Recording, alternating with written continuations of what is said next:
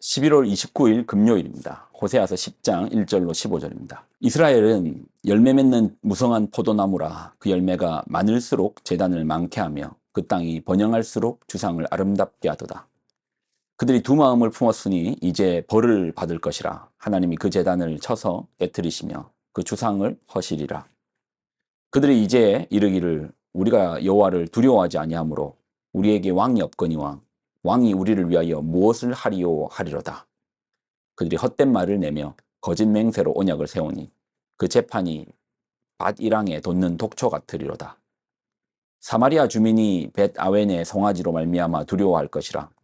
그 백성이 슬퍼하며 그것을 기뻐하던 제사장들도 슬퍼하리니 이는 그의 영광이 떠나가며 그 송아지는 아스루로 옮겨다가 예물로 야렙 왕에게 드리리니 에브라임은 수치를 받을 것이요 이스라엘은 자기들의 계책을 부끄러워할 것이며 사마리아 왕은 물 위에 있는 거품같이 멸망할 것이며 이스라엘의 죄 곧 아웬의 산당은 파괴되어 가시와 찔레가 그 제단 위에 날 것이니 그때에 그들이 산더러 우리를 가리라 할 것이요 작은 산더러 우리 위에 무너지라 하리라. 이스라엘아, 내가 기브아 시대로부터 범죄하더니 지금까지 죄를 짓는구나. 그러니 범죄한 자손들에 대한 전쟁이 어찌 기브아에서 일어나지 않겠느냐. 내가 원하는 때에 그들을 징계하리니 그들이 두 가지 죄에 걸릴 때에 만민이 모여서 그들을 치리라. 에브라임은 마치 길들인 암소 같아서 곡식 밟기를 좋아하나 내가 그의 아름다운 목에 멍에를 메우고 에브라임 위에 사람을 태우리니 유다가 밭에 갈고 야곱이 흙덩어리를 깨뜨리리라. 너희가 자기를 위하여 공의를 심고 인애를 거두라. 너희 묵은 땅을 기경하라. 지금이 곧 여호와를 찾을 때니 마침내 여호와께서 오사 공의를 비처럼 너희에게 내리시리라. 너희는 악을 밭가라 죄를 거두고 거짓 열매를 먹었나니 이는 내가 내 길과 내 용사의 많음을 의뢰하였음이라. 그러므로 너희 백성 중에 요란함이 일어나매 내 산성들이 다 무너지되 살만이 전쟁의 날에 벳 아벨을 무너뜨린 것 같이 될 것이라. 그때 어머니와 자식이 함께 부서졌도다. 너희의 큰 악으로 말미암아 베델이 이같이 너희에게 행하리니 이스라엘 왕이 새벽에 정령 망하리로다. 아멘. 기도하겠습니다. 하나님 주신 하나님 말씀을 붙듭니다. 말씀 속에서 길을 찾고 우리가 믿음의 길로 나아가게 하여 주옵소서. 영광을 드립니다. 예수님의 이름으로 기도드립나이다. 아멘. 오늘 본문을 보면 이스라엘아, 내가 기브아 시대로부터 범죄하더니 지금까지 죄를 짓는구나. 그러니 범죄한 자손들에 대한 전쟁이 어찌 기브아에서 일어나지 않겠느냐. 내가 원하는 때에 그들을 징계하리니 그들이 두 가지 죄에 걸릴 때에 만민이 모여서 그들을 치리라. 본문에 보면 기브아 시대로부터 범죄하더니 한탄이죠. 하나님께서 한탄하시는 거예요. 야, 너 지금까지도 그러냐? 너 여전히 그러냐? 기브아 시대부터 지금까지도 그러냐? 어떻게 지금까지 그렇게 살 수가 있냐? 하나님의 한탄하심입니다. 기브아 시대가 뭔데요? 기브아 시대는 사사기의 대표적인 사건이거든요. 사사기에 보면 이제 이 사건으로 이스라엘의 12지파 중에 한 지파가 거의 멸절될 뻔한 그런 아주 큰 사건입니다. 이 사건의 시작은 이렇습니다. 한 레위인이 첩을 들였습니다. 이 첩이 행음을 하면서 남편을 떠납니다. 그러자 레위인이 그 첩을 찾으러 갑니다. 그리고 데리고 돌아오는 길에 기브아에 들립니다. 그러니 기브아 불량배들이 그 사람을 찾아옵니다. 이유는 행음하려고 그럽니다.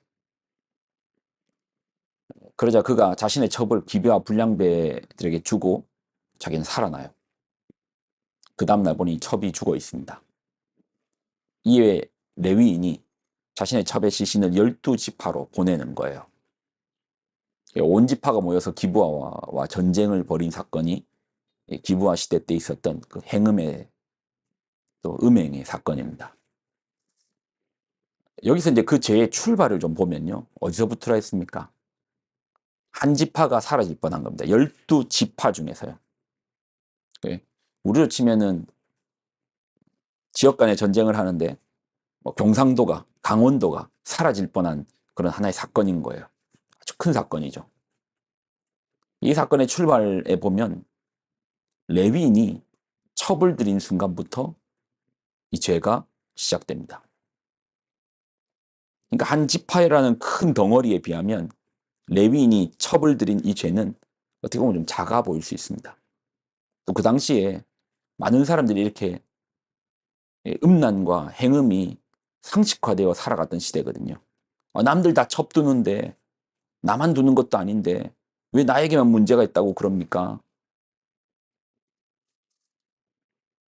출발은 여기서부터라는 겁니다.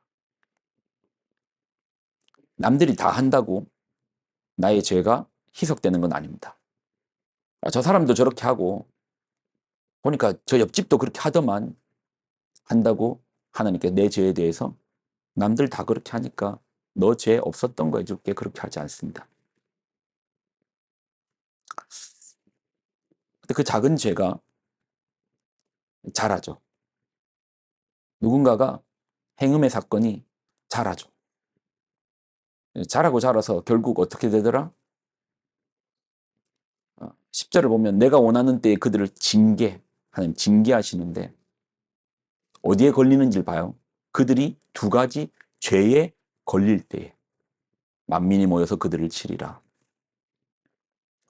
죄가 자라고 자라서 그 죄에 우리가 걸린답니다.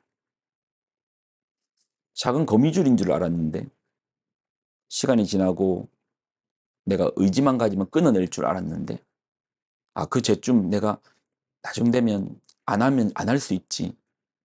그래 안 할 거야.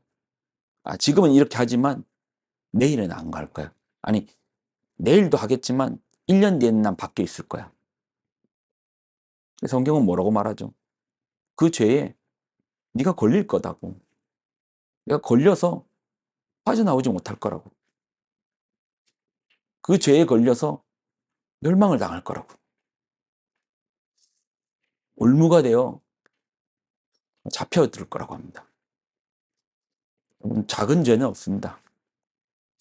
성경에 보면 죄는 자라더라고요. 작은 죄가 자라더라고요. 우리의 속담에도 그런 말이 있잖아요. 소도둑이 어디서부터 출발합니까? 작은 바늘을 훔치는 것부터 출발한답니다. 그러면 바늘을 훔치는 그 죄의 욕망을 억제하는 자가 소를 훔치는 욕망도 억제할 수 있는 거죠.